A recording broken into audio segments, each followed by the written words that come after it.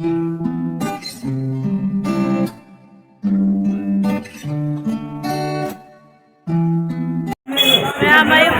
नरसिंहपुर लाइबको मेला तौरी हूँ चंगई तो तब तमना येंगे मैम सिदा लेरेबको अदो मेलासे याम फजना चावना तौबदी नतेबको अदो सोंदा अरुणाचल चटप लंबीदुनी हानादि अखोई सिदा अखोई पपागा मासिंगपुरदा लेरमनिना दुम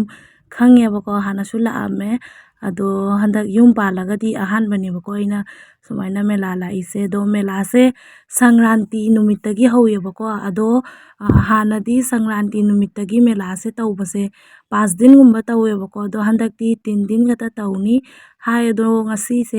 संक्रांति की 3 दिन सुबह नुमिनेबको ngasi na loire अदो सिगगी मंदिर सिगा हाना लाई खुरंबा चतोइनेबको अदो मनुंगदा चंगगासु येंगहलके दो सि चटपा लंबी सिना अखोइगी बीएसएफ क्वार्टर लैयबको अदो हुजि अखोइ मंदिर से चंगबा हौरेबको अदो मनुंगदासु दुम येंगहलके अदो सिदगी कइनो थेलिसे नुंगधांग दोइरगदि याम फजाबा हेंदोइनेबा हाइदि टोनी से दुमाइना म्याम थालेबको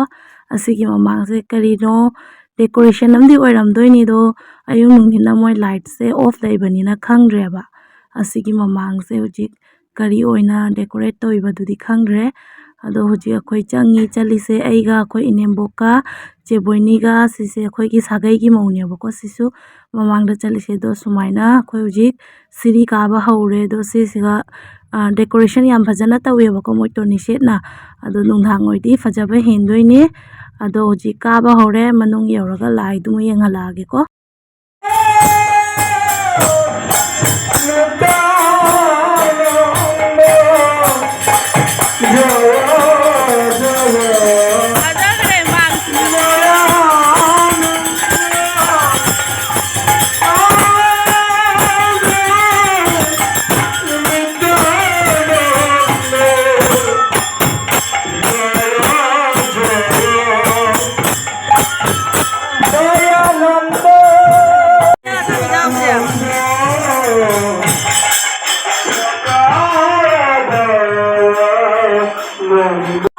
하라 대신도 눈에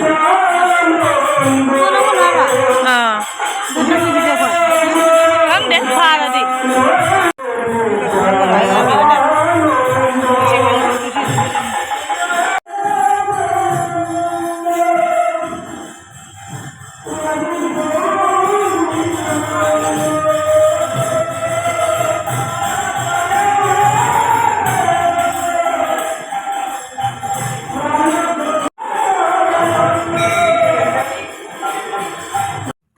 अदो मैम अइना कापिबा वीडियो से लोना कापनेबको हाइदि चंगकपा मतमदा मोइना दुम इरगा थेना थमेबको वीडियो गुम्बा फोटो गुम्बा कापा यारोय हैना अदुदुना दुम लोना कापे हाइदि मोइगी बीएसएफ गुम्बा आर्मी गुम्बा मोइ लेरमदि ngang कापकनो हैना अदुइसु दुम फजमनगिना मफमसे लोना दुम कापे अदो मैम वीडियो से फजनादि उबा फंग्रे अदुइसु साउबिगनो मैम आइगी अंगमबदो दुम अइ तप तमना येंगहलकेको मैमदा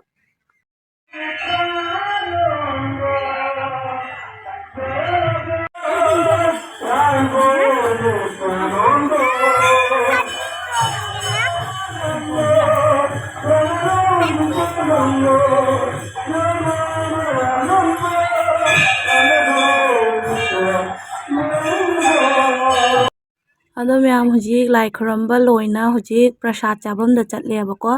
अदो सोंदगी से मंदिर लेनेनको लाई खुरंबम अदो सिदगी दुम चुमना सी गेट से ओइना कुम्मगना मोय प्रसाद तौयेबको प्रसाद से कैसुम नते लबरा खेची तौयेबको अदो सिदा मीसु म्याम तिले दो लाई खुरंबा लोइना हुजिक थोकले अदो मोयगी सिदा लैबा मी कांगुसिना लाई खुरंबा लाकपा मी पुनमसे प्रसाद चादना हनबा यारोय हैनाने थिंगेबको अदुना अखोइसु प्रसाद से चाबगी चंगैनेबको अदो सिदा कइनो सिदा लैरेबको चाबम से अदो हुजिक मोय चाक कैना हाइदि खेची तौबगी मफमदो कन्ना था कोन्ना तौरियबा अदो से गेट हांगे अदो हुजिक सिदा लैरेबको अदो अखोइसु हुजिक चंगकना फम्मे अदो सिदा अखोइ फम्मी अदो मोयना जेला कानसु दुम येंगहलकेबा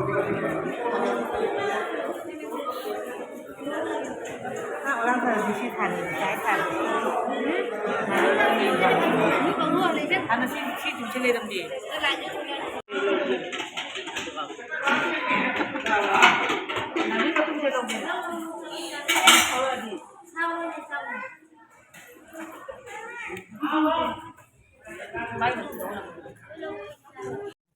ꯑꯗꯣ ꯃꯌꯥꯝ ꯍꯧꯖꯤꯛ ꯑꯩꯈꯣꯏ ꯄ꯭ꯔꯁꯥꯗ ꯆꯥꯕ ꯂꯣꯏꯔꯦ ꯊꯣꯛꯂꯛꯑꯦꯕꯀꯣ ꯑꯗꯣ ꯍꯧꯖꯤꯛ ꯁꯤꯗ ꯂꯩꯔꯦ ꯀꯨꯝꯃꯒꯦ ꯇꯧꯏꯀꯣ ꯑꯗꯣ ꯃꯣꯏ ꯂꯩꯁꯨ ꯌꯥꯝ ꯐꯖ ꯐꯖꯕ ꯄꯥꯜꯂꯦ ꯃꯅꯨꯡꯁꯤ ꯁꯥꯊꯤꯅ ꯐꯖꯩꯌꯦꯕꯀꯣ ꯑꯗꯣ ꯅꯨꯡꯗꯥꯡ ꯑꯣꯏꯔꯒꯗꯤ ꯐꯖꯕ ꯍꯦꯟꯗꯣꯏꯅꯤ ꯃꯐꯝ ꯄꯨꯝꯅꯃꯛꯇ ꯇꯣꯅꯤꯁꯦꯠꯅꯅꯦ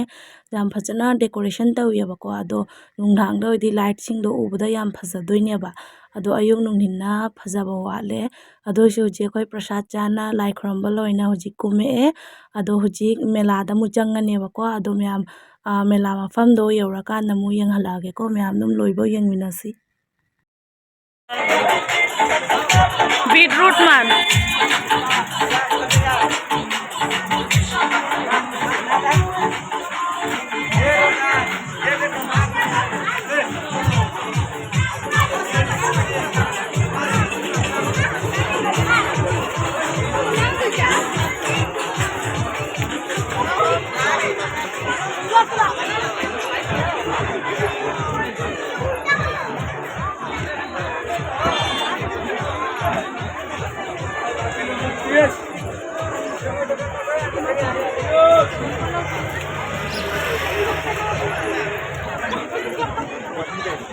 काश्मीरी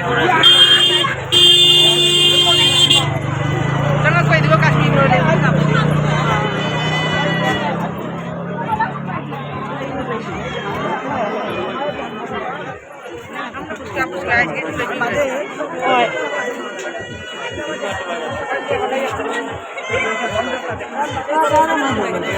दुपट्टा kita lay di jam lay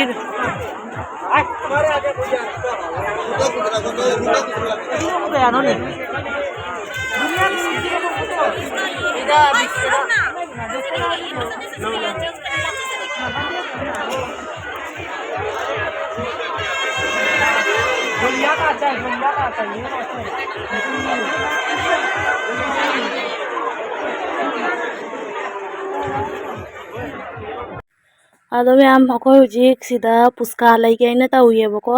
ꯑꯗꯣ ꯄꯣꯠꯆꯩꯒ ꯀꯩꯁꯨꯝ ꯂꯩꯇꯦ ꯍꯥꯏꯗꯤꯅꯦ ꯄꯣꯠꯆꯩꯗꯨꯒ ꯃꯃꯜꯗꯨꯒ ꯆꯥꯟꯅꯗꯦꯕꯀꯣ ꯁꯥꯊꯤꯅ ꯇꯥꯡꯅ ꯍꯥꯏ ꯃꯣꯏ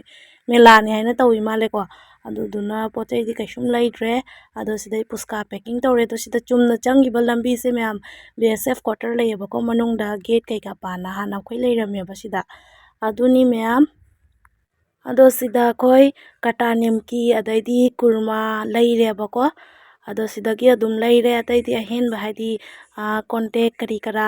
ꯑꯗꯨꯝ ꯀꯩꯁꯨꯝ ꯂꯩꯇ꯭ꯔꯦꯕ ꯑꯁꯤ ꯑꯗꯨꯝ ꯑꯆꯥꯄꯣꯠ ꯈꯔ ꯂꯩꯔꯦ ꯉꯥꯏꯍꯥꯛ ꯑꯗꯨꯝ ꯀꯣꯏꯔꯦ ꯑꯗꯨ ꯂꯣꯏꯔꯒ ꯍꯧꯖꯤꯛ ꯍꯜꯂꯅꯤ ꯑꯗꯣ ꯊꯣꯛꯄꯒꯤ ꯀꯥꯟꯗꯣ ꯑꯗꯨꯒ ꯑꯃꯨꯛ ꯌꯦꯡꯍꯜꯂꯛꯑꯒꯦꯀꯣ ꯁꯤꯗꯒꯤꯅꯦ ꯀꯩꯅꯣꯁꯦ ꯒꯪꯒꯥ ꯕꯣꯔꯣꯏ ꯅꯠꯇꯦ ꯀश्मीरी ꯕꯣꯔꯣꯏꯁꯦ ꯂꯩꯔꯦꯕꯀꯣ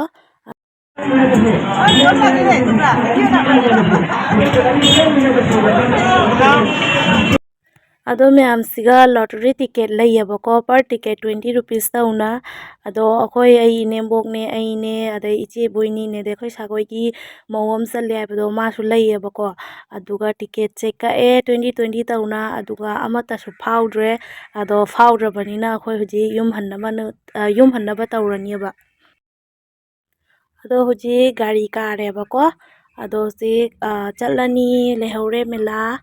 ꯑꯗꯣ ꯌꯨꯝ ꯍꯜꯂꯅꯤꯕꯀꯣ ꯍꯧꯖꯤꯛ ꯑꯩꯈꯣꯏ ꯑꯗꯣ ꯃꯌꯥꯝ ꯍꯧꯖꯤꯛ ꯌꯨꯝ ꯌꯧꯔꯦꯕꯀꯣ ꯑꯗꯣ ꯁꯤꯗ ꯆꯥꯍꯧ ꯈꯔ ꯂꯩ ꯑꯗꯩꯗꯤ ꯁꯤꯗ ꯀꯦꯞꯁꯤꯀꯟ ꯕꯣꯔꯥ ꯈꯔ ꯇꯧꯔꯦ ꯑꯗꯩꯗꯤ ꯁꯤꯗ ꯆꯥ ꯇꯧꯔꯦ ꯑꯗꯣ ꯁꯤ ꯍꯧꯖꯤꯛ ꯑꯩꯈꯣꯏ ꯊꯛꯑꯅꯤ ꯑꯗꯨꯒ ꯃꯇꯥꯡꯁꯤꯒ ꯑꯩꯒꯤ ꯕ꯭ꯂꯣꯒꯁꯤꯁꯨ ꯂꯣꯏꯁꯤꯟꯖꯔꯒꯦ ꯃꯌꯥꯝ ꯅꯦꯛꯁ ꯕ꯭ꯂꯣꯒꯇ ꯑꯃꯨꯛ ꯊꯦꯡꯅꯔꯁꯤ ꯕꯥꯏ ꯕꯥꯏ ꯃꯌꯥꯝꯗꯣ ꯑꯅꯧꯕ ꯏꯆꯤꯟ ꯏꯅꯥꯎ ꯑꯣꯏꯔꯒꯗꯤ ꯁꯕꯁꯀ꯭ꯔꯥꯏꯕ ꯇꯧꯕ ꯀꯥꯎꯕꯤꯒꯅꯨ ꯃꯌꯥꯝ